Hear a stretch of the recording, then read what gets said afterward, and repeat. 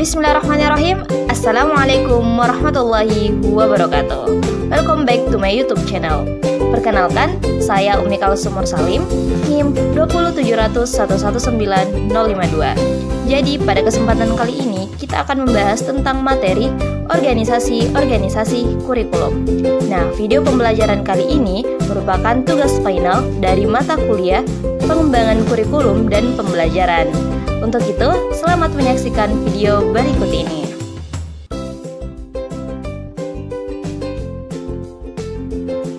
Di era pesatnya perkembangan ilmu pengetahuan dan teknologi, betapa pentingnya peran kurikulum untuk meningkatkan mutu pendidikan. Sebab pendidikan membawa implikasi yang sangat luas terhadap berbagai aspek kehidupan. Sehingga kurikulum dalam pendidikan perlu menyesuaikan terhadap tuntutan zaman untuk mengakomodasi berbagai kepentingan perkembangan manusia. Nah, dalam kurikulum ini terdapat berbagai aspek, di mana salah satu aspek yang berkaitan dari kurikulum adalah organisasi kurikulum. Sebelum kita masuk ke materi inti, kita akan mengetahui terlebih dahulu apa arti dari kurikulum. Jadi kurikulum juga mempunyai rumus khusus. Kurikulum K sama dengan sigma MP ditambah K ditambah SS ditambah TP. Jadi kurikulum mempunyai arti sejumlah mata pelajaran dan kegiatan-kegiatan serta segala sesuatu yang berpengaruh terhadap pembentukan pribadi peserta didik sesuai dengan tujuan pendidikan yang telah ditetapkan oleh pemerintah dan juga sekolah.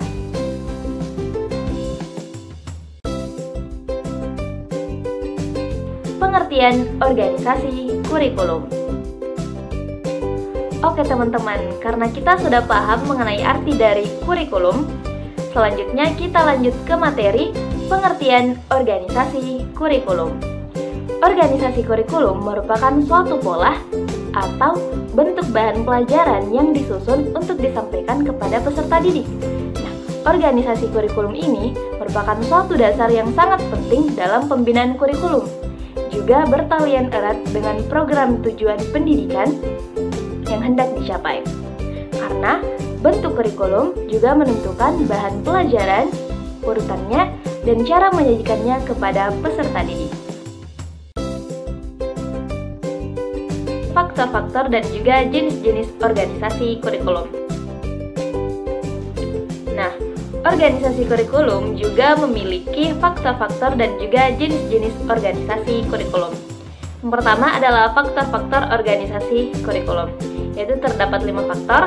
Yang pertama adalah ruang lingkup atau skop, yang kedua urutan atau sequence, yang ketiga kesinambungan atau continuity, yang keempat keseimbangan atau balance, dan yang terakhir adalah keterpaduan atau integrated. Faktor organisasi kurikulum yang pertama adalah ruang lingkup atau scope. Nah, pengorganisasian kurikulum harus disesuaikan dengan kebutuhan siswa. Ruang lingkup bahan ajarnya pun harus sesuai dengan standar kompetensi lulusan dan juga standar kompetensi mata pelajaran yang disesuaikan dengan visi misi tujuan pendidikan nasional. Kemudian yang kedua adalah urutan atau sequence. Pengorganisasian kurikulum juga harus disesuaikan dengan urutannya. Urutan atau sequence menentukan urutan bahan pelajaran yang akan disajikan kepada peserta didik. Nah, pada umumnya pengetahuan baru akan dipelajari apabila pengetahuan sebelumnya telah dipahami. Adapun untuk menentukan bentuk atau bahan ajarnya itu dapat melalui faktor kematangan anak, latar belakang pengalaman ataupun pengetahuannya, tingkat intelijensi, minat dan bakat, dan juga kegunaan ataupun tingkat kesulitan bahan ajar. Nah, faktor organisasi kurikulum yang ketiga adalah kesinambungan atau continuity. Pengorganisasian harus dilaksanakan secara kesinambungan.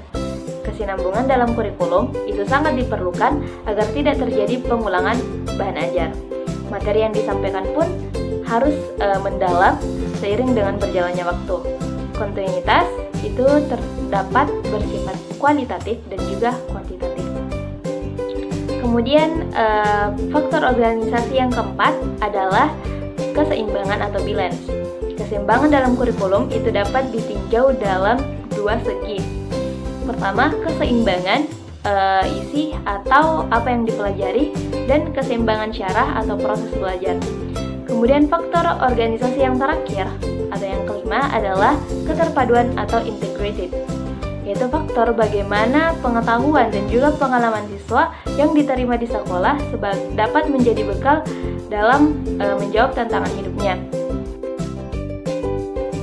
Nah teman-teman, setelah kita memahami faktor-faktor organisasi kurikulum, selanjutnya kita masuk ke bagian jenis-jenis organisasi kurikulum. Jadi, jenis-jenis organisasi kurikulum itu terbagi atas 3 jenis. Yang pertama adalah separated subject kurikulum atau kurikulum berdasarkan mata pelajaran. Kemudian yang kedua adalah correlated kurikulum atau kurikulum gabungan. Dan yang ketiga adalah integrated kurikulum atau kurikulum gabungan dan juga memiliki bagian yaitu core kurikulum atau kurikulum inti. Nah, jenis organisasi yang pertama adalah separated subject curriculum atau kurikulum yang berdasarkan mata pelajaran. Nah, sesuai dengan namanya, jadi jenis kurikulum ini memiliki arti menyajikan mata pelajaran secara terpisah-pisah dan terlepas dari yang satu dengan yang lainnya. Misalnya saja terlihat pada gambar, yaitu pelajaran IPA, IPS, sejarah, bahasa, agama, geografi, dan juga biologi. Kita ambil contoh misalnya mata pelajaran IPA itu dipisah dengan mata pelajaran biologi, padahal saling berkaitan. Jenis organisasi kurikulum yang kedua adalah correlated kurikulum atau kurikulum gabungan. Sesuai dengan namanya, correlated kurikulum ini memiliki arti bentuk kurikulum yang menunjukkan adanya suatu hubungan antara mata pelajaran satu dengan mata pelajaran lainnya. Tetapi ingat, tetap memperhatikan karakteristik tiap mata pelajaran. Kita lihat pada gambar, yaitu terdapat mata pelajaran ilmu pengetahuan sosial, ilmu pengetahuan alam, bahasa, matematika, dan juga kesenian. Misalnya kita ambil contoh ilmu pengetahuan sosial, di mana dalam ilmu pengetahuan sosial ini atau IPS terdapat mata pelajaran sejarah, yaitu saling berkaitan atau digabungkan mata pelajarannya. Nah, jenis organisasi kurikulum yang ketiga adalah integrated kurikulum atau kurikulum terpadu. Nah, dalam integrated kurikulum atau kurikulum terpadu, mata pelajarannya itu dipusatkan pada suatu masalah atau unit tertentu. Misalnya, suatu masalah di mata pelajaran dirancang dengan mengacu pada topik tertentu. Misalnya saja dalam gambar itu terdapat pusatnya itu adalah mata pelajaran agama. Nah, di mana di situ ada pelajaran IPA yang berpusat kepada pelajaran agama, begitupun mata pelajaran lainnya. Selanjutnya itu jenis core kurikulum atau kurikulum inti.